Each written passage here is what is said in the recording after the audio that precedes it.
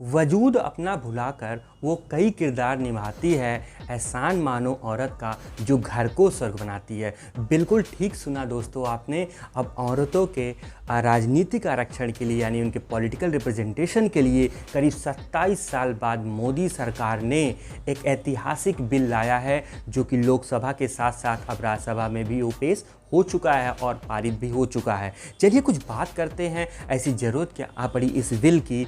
आपको पता होगा कि हमारी नई संसद का निर्माण हुआ है, तो नए संसद में मोदी सरकार जो कि मास्टर स्ट्रोक के लिए जानी जाती है, उन्होंने महिला संबंधी बिल लाकर एक बार महिलाओं को देश की बता दिया, उनको सौगात दिया कि आपके जन भागीदारी को सुनिश्चित करने के लिए हमारी सरकार प्रतिबद्ध है, कटिबद्ध है। चलिए बात करते हैं कुछ इस बिल के लीगल्स पॉइंट की। ये बिल 128 कॉन्स्टिट्यूशनल अमेंडमेंट बिल है, जिसको नारी शक्ति वंदन अधिनियम के नाम से जाना जाता है।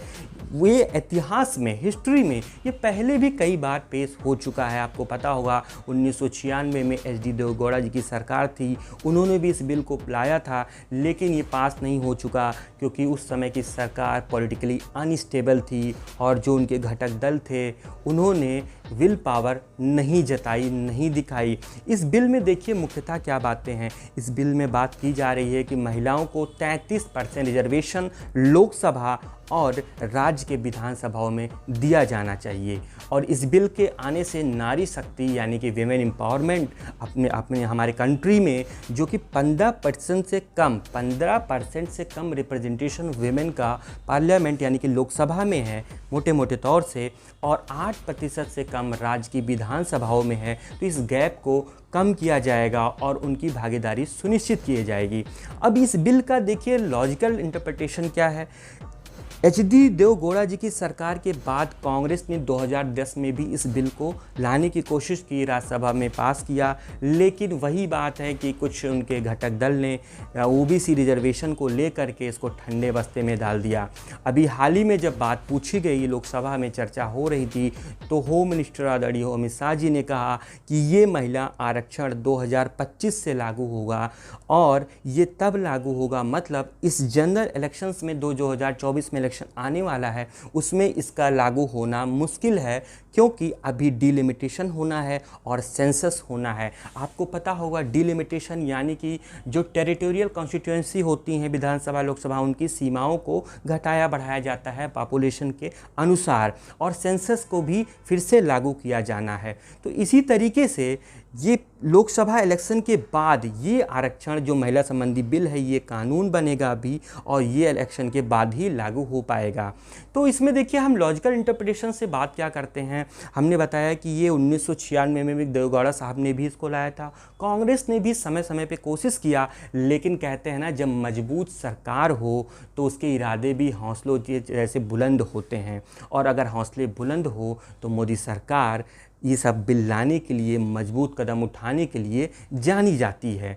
तो चलिए बात करते हैं इम्प्लीमेंटेशन के बाद, ये लागू होने के बाद क्या असर पड़ेगा। दरअसल पहले देखिए 82 सीट है लोकसभा में महिलाओं की, लगभग 15% से कम रिप्रेजेंटेशन है महिलाओं का लोकसभा में। अब ये सीट 82 से लगभग बढ़ के 181 होने वाली है लोकसभा में, और इसमें कहा जा रहा है एक सनसेट क्लॉज जोड़ा गया है।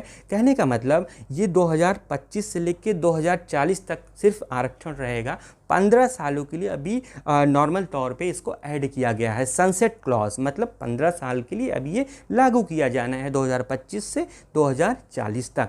कहने का मतलब अब अगर हम बात करें इस आरक्षण का लाभ क्या होगा, तो जाहिर सी बात है महिलाओं के उन तमाम मुद्दों को जो महिला समझ सकती है, महिला उसको उठा सकती है, उन मुद्दों को लोकसभा में कानून बनाते समय उठाया जाएगा और महिलाओं की सुरक्षा संबंधी हेतु निर्णय लिया जाएगा। चलिए बात करते हैं अब इस बिल को अगर में हम पंचायती राज से कैसे रिलेट कर सकते हैं।